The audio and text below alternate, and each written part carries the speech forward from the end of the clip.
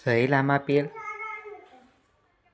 આજે આપણે ધોરણ 12ના તત્વજ્ઞાન વિષયમાં પાઠ નંબર 7 નિરુપાધિક સંવિધાનમાં મનોયત્ન 4.1નો અભ્યાસ કરીશું.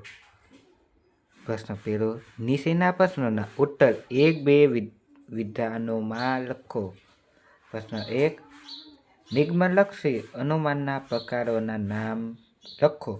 નિગમનલક્ષી અનુમાનના પ્રકારોના નામ આ પ્રમાણે છે: અમધ્યમપદી અનુમાન અને મધ્યમપદી અનુમાન. પ્રશ્ન 2, નિરુપાધિક સંવિધાનમાં કેવા પ્રકારનું અનુમાન છે?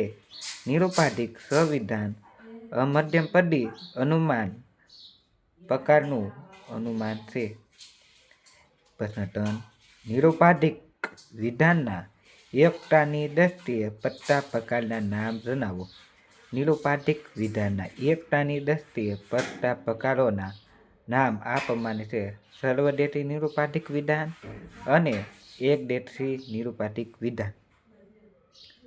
પ્રશ્ન 4, નિરુપાધિક વિધાનની ગુણવત્તાની દ્રષ્ટિએ પડતા પ્રકારના નામ. નિરુપાધિક વિધાનની ગુણની દ્રષ્ટિએ પડતા પ્રકારના નામ આ પ્રમાણે વિધિવાચક અને નિષેધવાચક. પ્રશ્ન નંબર 5, ક્યુ વિધાનનું ગુજરાતી પ્રતીક અને ના વિધાનનું અંગ્રેજી પ્રતીક લખો. ક્યુ વિધાનનું ગુજરાતી પ્રતીક ન અને ના વિધાનનું અંગ્રેજી પ્રતીક ઈ છે. હા વિધાનનું લૂપ લખો. હા વિધાનનું લૂપ આ પ્રમાણે છે: કેટલાક ઉદ્દીપક વિધેયપદ છે. પ્રશ્ન નંબર 7, સર્વ ઉદ્દેશપદ વિધેયપદ છે. આ લૂપ કયા પ્રકારના વિધાનનું છે? સર્વ ઉદ્દેશપદ વિધેયપદ છે. આ લૂપ સર્વદેશી વિધિવાચકનું છે. પ્રશ્ન નંબર 8, નિરુપાધિક વિધાનના માન્ય રૂપોની રજૂઆત કરવા ઉદ્દેશપદ અને વિધેયપદ માટેના પ્રતીક કયા છે? નિરુપાધિક વિધાનના માન્ય રૂપોની રજૂઆત કરવાના ઉદ્દેશપદ માટે ઉ અને વિધેયપદ માટે વી પ્રતીક છે. પ્રશ્ન નંબર 9, કેવા પ્રકારના નિરુપાધિક વિધાનના બંને પદો વ્યાપ્ત હોય છે? સર્વદેશી નિષેધવાચક નિરુપાધિક વિધાનોમાં બંને પદ વ્યાપ્ત હોય છે. ઈ વિધાનનું વિધેયપદ અને આઈ વિધાનનું ઉદ્દેશપદ કેવા પ્રકારનું છે? ઈનું વિધેયપદ વ્યાપ્ત અને આઈનું વિધેયપદ અવ્યાપ્ત પદ હોય છે. પ્રશ્ન 2, નીચેના પ્રશ્નોના ઉત્તર સંક્ષેપમાં લખો. તેમાં પહેલો પ્રશ્ન છે: નિરુપાધિક વિધાનની વ્યાખ્યા આપો. નિરુપાધિક વિધાન એટલે કશાકના વિશે કશીક બિનશરતી માહિતી આપતું વિધાન. નિરુપાધિક વિધાનના વિધેયપદોની વ્યાખ્યા એક દશક આપેલી લખો. નિરુપાધિક વિધાનમાં ઉદ્દેશપદ વિશે જે માહિતી આપવામાં આવી હોય તેને વિધેયપદ કહે છે. દાખલા તરીકે, સર્વ શિક્ષકો બુદ્ધિશાળી છે. આ દૃશ્યમાં બુદ્ધિશાળી એ વિધેયપદ છે. સંયોજક કોને કહેવાય છે? પ્રશ્ન 3, નિરુપાધિક કથન હકારાત્મક છે કે નકારાત્મક છે એ બાબતની સ્પષ્ટતા નિરુપાધિક વિધાનમાં આપેલા છે અને નથી. શબ્દ વડે આ શબ્દોનો સંયોજક કહેવાય છે.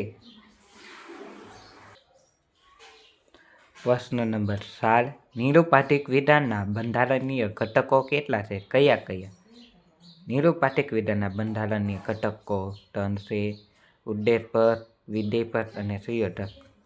પ્રશ્ન નંબર 5, એકતાના કારકો શેના નિર્ધારણ કરે છે? એકતાના આપેલા નિરુપાધિક વિધાન સર્વદેશી છે કે એકદેશી એ બાબતનું નિર્ધારણ કરે છે. પ્રશ્ન 6, નિરુપાધિક વિધાનના પ્રકાર અને તેના માટેના ગુજરાતી પ્રતીકો લખો. તે નીચે મુજબ છે. સર્વદેશી વિધિવાચક વિધાન હા, સર્વદેશી નિષેધવાચક વિધાન ના, એકદેશી વિધિવાચક વિધાન હા, એકદેશી નિષેધવાચક વિધાન ન. પ્રશ્ન 7 ઈ અને ઓન વિધાનનું રૂપ લખો. ઈ વિધાનનું રૂપ કોઈ પણ ઉવી નથી અને ઓ વિધાનનું રૂપ કેટલાક ઉવી નથી. વાપ્તપદ એટલે શું? નિરુપાધિક વિધાનમાં આવતું ઉદ્દેશપદ કે વિધેયપદ તેના દ્વારા નિર્ધારક વર્ગોમાં સર્વ સભ્યો ઉલ્લેખ કરતો હોય તો તે પદ વાપ્ત કહેવાય. તે અવાપ્ત એટલે શું?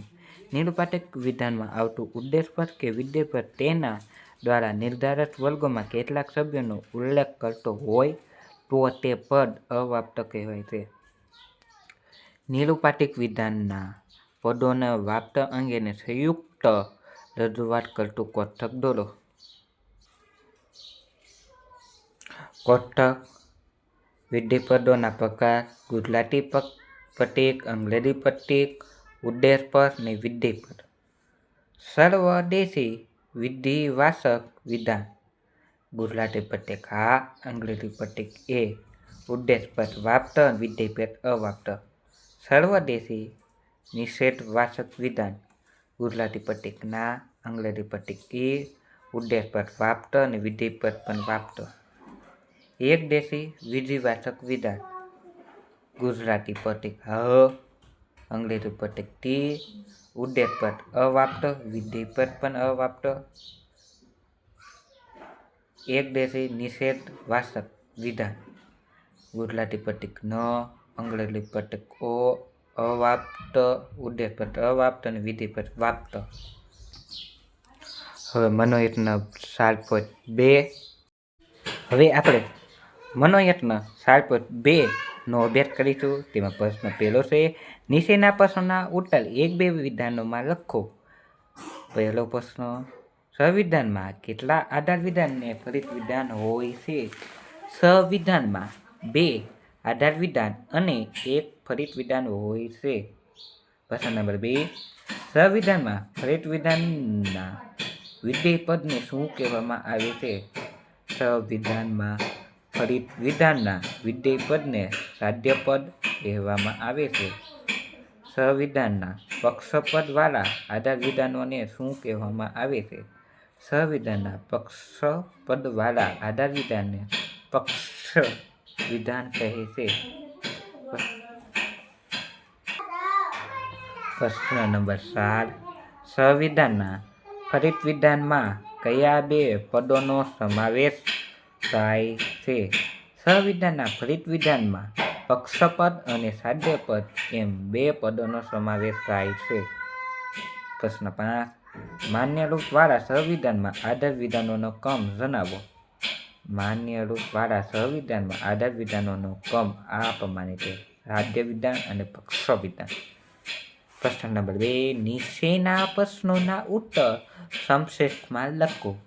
નિરુપાધિક સંવિધાનની વ્યાખ્યા લખો.